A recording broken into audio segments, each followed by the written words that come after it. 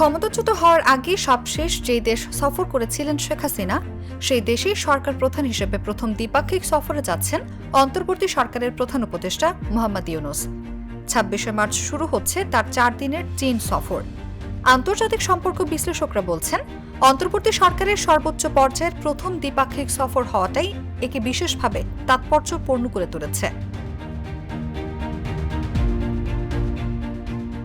বাংলাদেশে গত ১.৫ দশকে আওয়ামী লীগ সরকারের পররাষ্ট্রমন্ত্রীদের প্রথম দ্বিপাক্ষিক সফরের গন্তব্য বরাবরই ছিল নয়াদিল্লি, কিন্তু অন্তর্বর্তী সরকারের পররাষ্ট্র উপদেষ্টা তৌহিদ হোসেনের প্রথম দ্বিপাক্ষিক সফর হয় চীনে গত জানুয়ারিতে।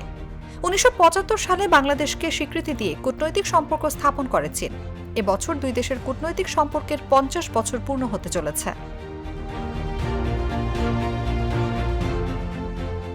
ঢাকায় নিযুক্ত চীনের রাষ্ট্রদূত ইয়াও ওয়েনের মতে ৫০ বছর পূর্তিকে সামনে রেখে অধ্যাপক ইউনূসের সফর হবে একটি মাইল ফলক। এদিকে অন্তর্বর্তী সরকারের প্রত্যাশার কথা জানিয়ে প্রধান উপদেষ্টার প্রেস সচিব শফিকুল আলম সম্প্রতি জানান, এই সফরের মধ্য দিয়ে দুই দেশের সম্পর্ক নতুন উচ্চতায় নিয়ে যাওয়া সম্ভব হবে।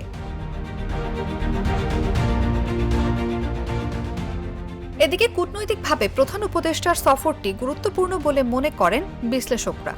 চীনের সঙ্গে সম্পর্কের বিষয়ে সে দেশে দায়িত্ব পালনকারী সাবেক বাংলাদেশি রাষ্ট্রদূত মুন্সি ফয়েজ আহমেদ সংবাদ মাধ্যম বিবিসি বাংলাকে বলেন, শুরুটা চীন দিয়ে হয়েছে, ভারত যুক্তরাষ্ট্র সব দেশের সাথেই সম্পর্ক ঝালিয়ে নিতে হবে।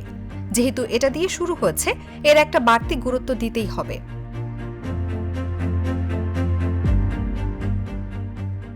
তবে বাংলাদেশে তিস্তা নদীকে ঘিরে চীনের অর্থায়নে একটি মহাপরিকল্পনার ব্যাপারে দীর্ঘদিন ধরে নানা কথাবার্তা শোনা গেলেও এ সফরে তেমন বড় কোনো ঘোষণা আসার সম্ভাবনা দেখেন না বিশ্লেষকরা। এছাড়াও রাজনৈতিক দিক থেকে এই সফরের একটি সিম্বলিক ভ্যালু আছে বলেও মত বিশ্লেষকদের।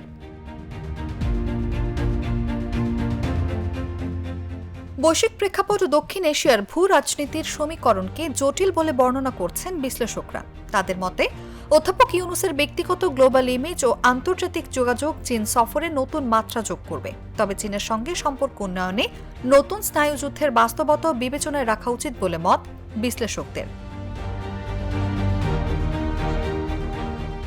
এছাড়াও দেশের বর্তমান অর্থনৈতিক অবস্থায় চীনের মতো বড় ও স্থিতিশীল অর্থনৈতিক সহযোগীর আনুকূল্য প্রয়োজন বলছেন বিশ্লেষকরা। চীনের থেকে বিপুল পরিমাণ আমদানির ক্ষেত্রে ডেফার্ড পেমেন্ট সুবিধা পাওয়া যায় কিনা সেটাও আলোচনায় থাকার কথা এই সফরে।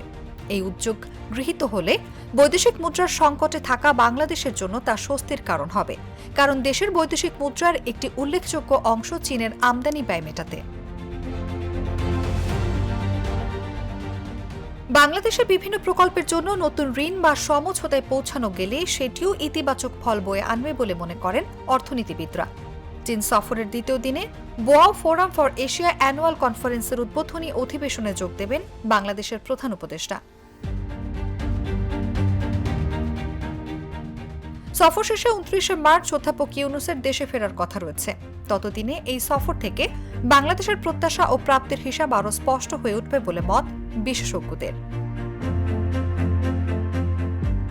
অনুভা বিশ্বাস, জাগো নিউজ।